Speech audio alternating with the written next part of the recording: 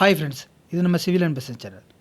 இன்றைக்கி நம்ம பார்க்க போகிற வீடியோ என்ன அப்படின்னா, ஒரு நண்பர் வந்து கமெண்ட் பண்ணியிருக்காப்புல, இந்த மாதிரி வந்து பேஸ்மெண்ட் ஒர்க்குக்கு முடிஞ்சிருக்கு, அதுக்கு மேலே வந்து காலம் பாக்ஸ் போட்டதுக்கப்புறம் பிரிக் ஒர்க் பண்ணலாமா, இல்லை அப்படின்னா பிரிக் ஒர்க் பண்ணதுக்கப்புறம் காலம் பாக்ஸ் பண்ணலாமா அப்படிங்கிற மாதிரி கமெண்ட் பண்ணியிருக்காப்புல. பேசிக்காக வந்து பார்த்தீங்க அப்படின்னா என்னென்னலாம் பண்ணணும் சரிங்களா, அது கம்ப்ளீட்டாக நம்ம காலம் பாக்ஸ் பண்ணிவிட்டு எந்தெந்த ஸ்டேஜில், இப்போ ஒரு உதாரணத்துக்கு பேஸ்மெண்ட்டு, அது மாதிரி லிண்டலு, ரூஃபு, அது மாதிரி ரூஃபுக்கு மேலே அபோவ் ஃபஸ்ட் ஃப்ளோரு, இதெல்லாம் ஃபஸ்ட்டு வந்து காலம் ஒர்க் பண்ணணுமா இல்லை அப்படின்னா பிரிக் ஒர்க் பண்ணணுமா, அதோட காரணங்கள் என்ன, எதனால இந்த இடத்துல வந்து நம்ம வந்து பிரிக் ஒர்க் பண்ணுறோம், எதனால இந்த இடத்துல வந்து பார்த்திங்கன்னா காலம் காங்கிரீட் ஃபஸ்ட்டு பண்ணுறோம் அப்படிங்கிற மாதிரி இந்த வீடியோவில் வந்து டீட்டெயிலாக பார்ப்போம். வீடியோ ஸ்கிப் பண்ணாமல் பாருங்கள், கட்டாயம் இது உங்களுக்கு வந்து யூஸ்ஃபுல்லாக இருக்கும். வீடியோக்குள்ளே போக முடியும் நம்ம சிவில் அண்ட் பிஸ்னஸ் எல்லாம் சப்ஸ்கிரைப் பண்ணி அந்த பெல் ஐக்கன் கிளிக் பண்ணிங்க. வாங்க வீடியோக்குள்ளே போகலாம்.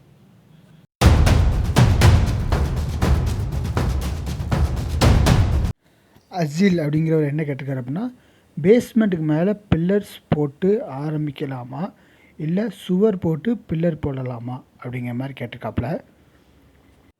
வந்து நம்ம வந்து பேஸ்மெண்ட்டு கீழே பார்ப்போம் சரிங்களா. இப்போ பேஸ்மெண்ட்டு கீழே அல்லது பிளிந்த் பீம் கீழே வந்து நம்ம வந்து அதை வந்து நம்ம வந்து நார்மலாக வந்து பலகை அடித்து போட முடியாது, அது வந்து பாக்ஸ் வச்சு தான் நம்ம வந்து போட முடியும். ஸோ அது வந்து கட்டாயம் பாக்ஸ் போட்டு தான் பண்ணணும். அதே இது பேஸ்மெண்ட்டு கீழே நம்ம பிரிக் ஒர்க் ஆரம்பிக்கும் பார்த்திங்களா. ஸோ அதில் வந்து பார்த்திங்கன்னா நம்ம வந்து பிரிக் ஒர்க் ஆரம்பிச்சுட்டு தான் நம்ம வந்து காலம் பாக்ஸ் காங்கிரீட் வந்து போடணும். எதுக்கு அப்படின்னா, நம்ம வந்து அந்த பிரிக்கோட அந்த காலம் காங்கிரீட்டை வந்து டையப் ஆயிரும் சரிங்களா. நம்ம வந்து பிரிக்கை கட்டிட்டு அந்த சைடில் வந்து பலகை அடித்து நம்ம வந்து காங்கிரீட் போட்டோம் அப்படின்னா அதோட டையப் ஆயிரும். ஸோ இதனால் வந்து பார்த்திங்கன்னா அந்த சாயில் ப்ரெஷர் இருக்குது பார்த்திங்களா, அந்த சாயில் ப்ரெஷர் மூலமாக அந்த கார்னரில் வந்து பார்த்திங்கன்னா கிராக் வரும். ஸோ அந்த கிராக்கை வந்து அவாய்ட் பண்ணும். இன்னொன்று வந்து பார்த்திங்கன்னா அந்த நம்ம முதையே பாக்ஸ் காங்கிரீட் போட்டு அதுக்கடுத்து பிரிக் ஒர்க் ஆரம்பித்தோம் அப்படின்னா அந்த ஜாயினில் பூரா வந்து பார்த்திங்கன்னா நம்ம வந்து சிமெண்ட் பேஸ்ட்டை வச்சு நம்ம வந்து அப்ளை பண்ணியிருப்போம். அந்த சிமெண்ட் பேஸ்ட் வந்து பார்த்திங்கன்னா இன்கேஸ் அது வந்து ஜாயிண்ட் ஆகலை அப்படின்னா அந்த இடத்துல நம்ம வந்து கன்சால்டேஷன் பண்ணல, சாயில் வந்து ஃபில் பண்ணதுக்கப்புறம் தண்ணியை விட்டு நம்ம வந்து இறக்குவோம் பார்த்திங்களா. ஸோ அந்த மாதிரி கன்சால்டேஷன் ஒர்க்கில் அந்த இடத்தோடி தண்ணி லீக் ஆகும். ஸோ இதனால் வந்து கன்சால்டேஷன் வந்து ஆகாமல் அந்த தண்ணி வந்து வெளியே லீக் ஆகிறதுனால அந்த சாயில் வந்து கன்சால்டேஷன் ஆகாது. இதனால் ஃப்யூச்சரில் வந்து பார்த்திங்கன்னா அந்த இடம் இறங்கிறதுக்கான வாய்ப்பு இருக்குது சரிங்களா.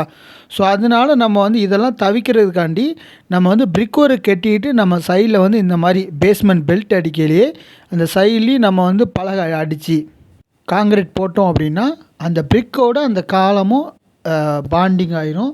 ஸோ அதனால் அதில் வர கிராக்கும் அந்த வாட்டர் லீக்கேஜும் தடுக்கலாம் சரிங்களா, ப்ரிவெண்ட் பண்ணலாம். ஸோ இதை வந்து இந்த பேஸ்மெண்ட்டு கீழே உள்ளதை நம்ம வந்து ஃபாலோ பண்ணணும். அதே இது பேஸ்மெண்ட்டுக்கு மேலே அபோவ் பேஸ்மெண்ட் ஒர்க்கில் வந்து என்ன கவனிக்கணும் அப்படின்னா, பேஸ்மெண்ட்டுக்கு மேலே வந்து காங்கிரீட் போட்டதுக்கப்புறம் தான் பிரிக் ஒர்க் பண்ணணும். எதுக்கு அப்படின்னா, நம்மளோட லிண்டல் ஹைட்டு வந்து பார்த்திங்கன்னா 7 ஃபீட் இருக்கும். ஸோ அந்த 7 ஃபீட்டுக்கும் நம்ம வந்து பிரிக் ஒர்க் கட்டினதுக்கப்புறம் நம்ம வந்து பலகை அடித்து அந்த இடத்துல காங்கிரீட் போட்டோம் அப்படின்னா ஈஸியாக பக்லிங் ஆகிறதுக்கான வாய்ப்பு இருக்குது சரிங்களா. அது ஈஸியாக வந்து பக்லிங் ஆகும். இன்னொன்று வந்து பார்த்திங்கன்னா அதோட ஏதோ ஒரு கவரோ ஏதோ இல்லை அப்படின்னா நம்ம அதை வந்து அட்ஜஸ்ட் பண்ணதுக்கு வந்து பார்த்திங்கன்னா நீங்கள் முதலே ஷூ மார்க்கிங் பண்ணி பேஸ்மெண்ட்டுக்கு மேலே, ஏன்னா அங்கிட்டு இங்கிட்டு ஒரு இன்ச்சு நவளதுக்கான கவர் மிஸ் ஆகிறதுக்கான வாய்ப்புகள் இருக்குது. அக்யூரேட்டாக பண்ணணும் அப்படின்னா கவர் மிஸ் ஆகவே ஆகாது. இன்கேஸ் ஏதோ ஒரு கவனக்குறைவினால் அந்த கவர் எதுவும் மிஸ் ஆகுனது அப்படின்னா அது நம்ம வந்து பேஸ்மெண்ட்லேயே நம்ம வந்து ஷூ மார்க்கிங் பண்ணி நம்ம அங்கே வந்து பார்த்திங்கன்னா காலம் பாக்ஸ் போட்டு காங்கிரீட் போட்டோம் அப்படின்னா அந்த சைஸ் எல்லாம் அட்ஜஸ்ட்மெண்ட் பண்ணலாம். இப்போ உதாரணத்துக்கு வந்து பார்த்திங்கன்னா ஒரு 10க்கு 16 ரூமு அப்படின்னா அந்த சைஸு காலம் இன்னர் ஃபேஸ் வந்து 10, அது மாதிரி அந்த வெர்டிக்கல் காலோட இன்னர் ஃபேஸ் வந்து 16 அப்படிங்கிற மாதிரி சைஸை அட்ஜஸ்ட் பண்ணி அந்த காலத்துக்கு ஏற்றாப்புல நம்ம வந்து பிரிக் ஒர்க் கட்டணும் அப்படின்னா அங்கே வந்து பார்த்திங்கன்னா நம்ம வந்து சைஸ் வந்து கரெக்டாக இருக்கும். இன்னொன்று காலமும் நம்மளோட பிரிக் ஒர்க்கும் ஈக்குவல் சைஸில் இருக்கும் சரிங்களா.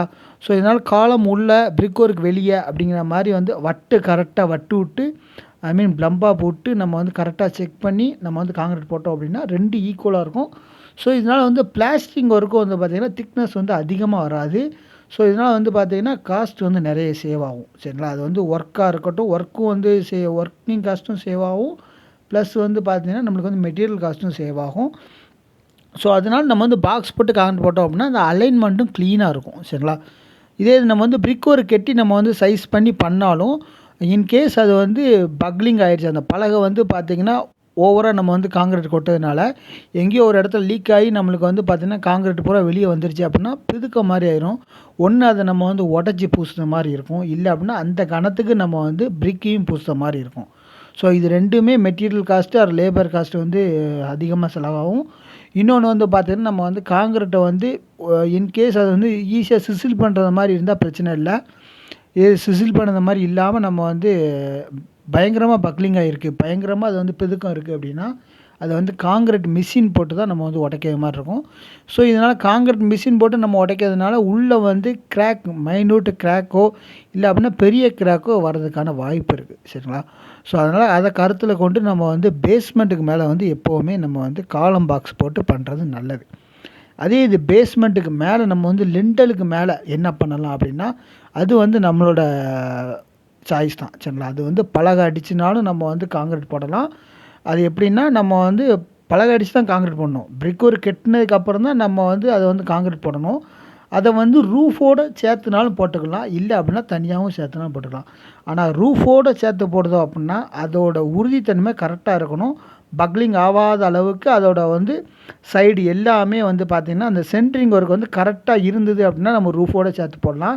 இன்கேஸ் சென்ட்ரிங் ஒர்க்கில் வந்து உங்களுக்கு வந்து சந்தேகம் இருக்குது, அவங்க வந்து கரெக்டாக அடிக்க மாட்டாங்க அப்படிங்கிற மாதிரி உங்களுக்கு டவுட் இருந்தது அப்படின்னா நீங்கள் முன்னக்கூட்டி அது பலகை அடித்து அதை காங்கிரீட் போட்டதுக்கப்புறம் ரூஃபோட ப்ரீம் ஒர்க்கை நீங்கள் வந்து ஸ்டார்ட் பண்ணலாம். சரிங்களா? இல்லை 7 அடி லிண்டலுக்கு மேலே வந்து பார்த்திங்கன்னா பாக்ஸ் காங்கிரீட் போட முடியாது. ஏன்னா அவ்வளோ ஹைட்டுக்கு நம்ம வந்து பாக்ஸ் போட முடியாது. ஏன்னா ஒரு 3 அடி தான் வைப்போம். ஸோ அங்கே வந்து பார்த்திங்கன்னா கட்டாயம் நம்ம வந்து பிரிக் ஒர்க் பண்ணதுக்கப்புறமே நம்ம வந்து பலகை அடித்து காங்கிரீட் போட்டுக்கலாம். அது ரூஃபோடு சேர்த்து போடுறது வந்து பார்த்திங்கன்னா அந்த சென்ட்ரிங்காரங்க நல்ல டெக்னிக்கல் பர்சனாக கரெக்டாக அடிக்காங்க அப்படின்னா அது நம்ம ரூஃபோடு சேர்த்து போட்டுக்கலாம். அதுக்கு அடுத்து வந்து பார்த்திங்கன்னா ஃபஸ்ட் ஃப்ளோர். சரிங்களா? இது ரூஃப் முடிஞ்சிருச்சு. ரூஃப் முடிஞ்சோடனே ஃபஸ்ட் ஃப்ளோரில் வந்து அதே மாதிரி தான். சரிங்களா? நம்ம எப்படி பேஸ்மெண்ட் முடிஞ்சோடனே நம்ம ஒரு ஷூ மார்க்கிங் பண்ணி அந்த ஷூ மார்க்கிங் பண்ணி காலம் பாக்ஸ் போட்டதுக்கப்புறம் நம்ம பிரிக் ஒர்க் ஆரம்பிக்கமோ அதே மாதிரி ஃபஸ்ட் ஃப்ளோர் முடிஞ்ச உடனே நம்ம வந்து கம்ப்ளீட்டாக ஷூ மார்க்கிங் பண்ணிடணும். சரிங்களா?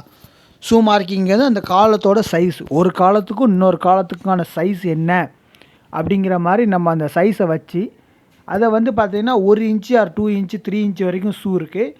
ஸோ அதில் நம்மளுக்கு எந்த சைஸ் வேணுமோ அந்த சைஸை வச்சு நம்ம அந்த ஏற்றாப்புல ஷூ மார்க்கிங் பண்ணி அந்த காலத்தோட சைஸ் எல்லாம் கரெக்டாக ஃபிட் பண்ணி அந்த கவர் எல்லாம் கரெக்டாக ஃபிட் பண்ணி அதில் வந்து நம்ம வந்து ஷூ மார்க்கிங் பண்ணதுக்கப்புறம் நம்ம வந்து ஆரம்பித்தோம் அப்படின்னா அதே மாதிரி தான் நம்ம இந்த பேஸ்மெண்ட்டுக்கு மேலே என்ன பார்த்தோமோ அதே மாதிரி இதுலேயும் அந்த அலைன்மெண்ட்டு எல்லாமே அவங்களுக்கு வந்து திக்னஸ் எல்லாமே கரெக்டாக இருக்கும். பிளாஸ்டிக் ஒர்க்கு எல்லாமே ஃபினிஷிங் எல்லாமே நீட்டாக இருக்கும். ஸோ அதில் வந்து பார்த்திங்கன்னா நம்ம வந்து இந்த மாதிரி காலம் பாக்ஸ் பண்ணிவிட்டு நம்ம வந்து பிரிக் ஒர்க்க ஆரம்பிக்கலாம். சரிங்களா? ஸோ இந்த வீடியோ உங்களுக்கு வந்து யூஸ்ஃபுல்லாக இருக்கும்னு நினைக்கிறேன். இந்த வீடியோ உங்களுக்கு வந்து யூஸ்ஃபுல்லாக இருந்தால் மறக்காமல் நம்ம சிவில் அண்ட் பிஸ்னஸ் சேனலை சப்ஸ்கிரைப் பண்ணி உங்கள் ஃப்ரெண்ட்ஸ் அண்ட் ஃபேமிலிக்கு ஷேர் பண்ணுங்கள். உங்களுக்கு ஏதாவது டவுட் இருந்தால் கீழே வந்து கமெண்ட் பண்ணுங்கள். தேங்க்யூ ஃபார் வாட்சிங் திஸ் வீடியோ. தேங்க்யூ.